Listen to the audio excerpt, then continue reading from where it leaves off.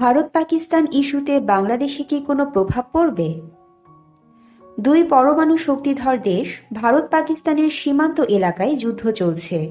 দেশ দুটির মধ্যে কাশ্মীরের পুলওয়ামার আত্মঘাতী হামলার পর থেকে উত্তেজনা বেড়েই চলছে।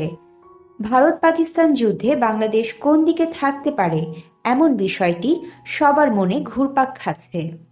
এদিকে ভারত পাকিস্তানে হামলার পরে বাংলাদেশ সহ বিশ্বের ক্ষমতাধর অনেক দেশকে বিষয়টি জানিয়ে রেখেছে। বাংলাদেশের প্রতিবেশী পরমাণু শক্তিধর বড় দেশ ভারতের সঙ্গে বাংলাদেশের সব সরকার কম বেশি কূটনৈতিক সম্পর্ক বজায় রেখে এসেছে। সেই তুলনায় পাকিস্তানের সঙ্গে কূটনৈতিক সম্পর্ক বিভিন্ন সময়ে তলানিতে গিয়ে ঠেকেছে।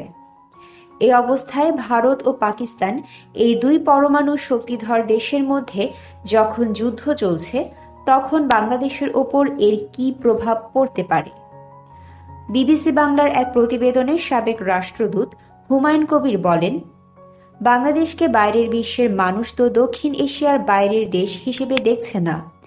তিনি বলেন, তাই দক্ষিণ এশিয়ায় যখন উত্তেজনা বা যুদ্ধাবস্থা তৈরি হয়, তখন তারা বহির্বিশ্ব বাংলাদেশকে তার মধ্যেই দেখার একটা প্রবণতা তৈরি হয়। হুমায়ুন কবির বলেন, অবশ্যই আমরা বিনিয়োগের কথা ভাবি, ব্যবসা বাণিজ্যের কথা ভাবি, বাইরে লোক পাঠানোর কথা বলি।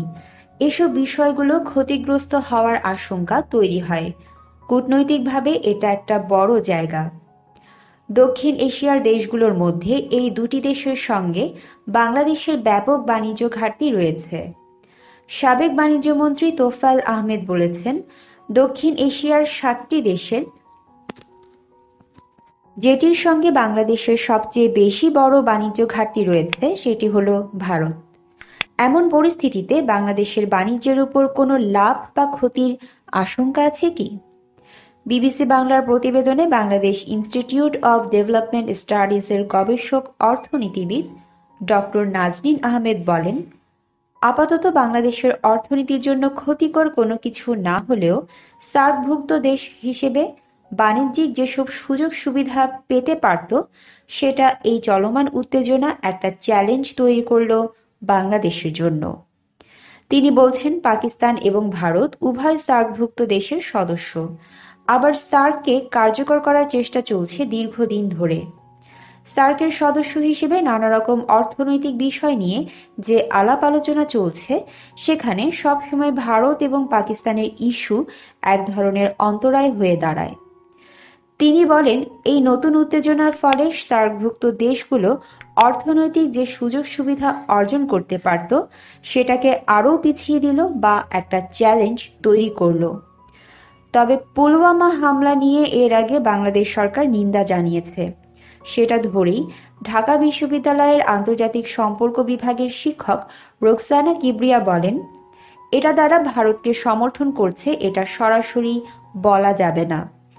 তিনি বলেন, আবার পাকিস্তানের সঙ্গে বাংলাদেশের সম্পর্ক আগে থেকেই দুর্বল অবস্থানে রয়েছে, যার ফলে বাংলাদেশে এখন পাকিস্তানের পূর্ণাঙ্গ কোনো রাষ্ট্রদূত নেই।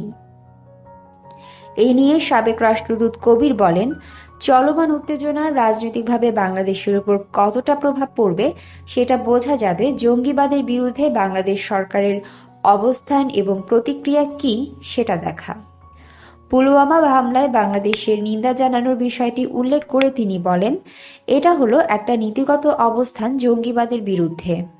এখন বাংলাদেশ যেখানে যে প্রতিষ্ঠান বা গোষ্ঠী জঙ্গিবাদের শিকার হয়েছে, সেখানেই নিন্দা জানিয়েছে। এখন কে জঙ্গিবাদের শিকার হলো এবং কে স্বীকার করলো, সেটা কিন্তু আলাদা প্রশ্ন। এখানে কিন্তু জঙ্গিবাদের বিরুদ্ধে যে প্রিন্সিপাল বা নীতিগত অবস্থান, সেটাই ব্যক্ত করেছে বাংলাদেশ। তবে এ নিয়ে অর্থনীতিবিদ নাজনীন আহমেদ বলেন, একবারে ক্ষতির দিক চিন্তা না করে এর উল্টোটাও হতে পারে।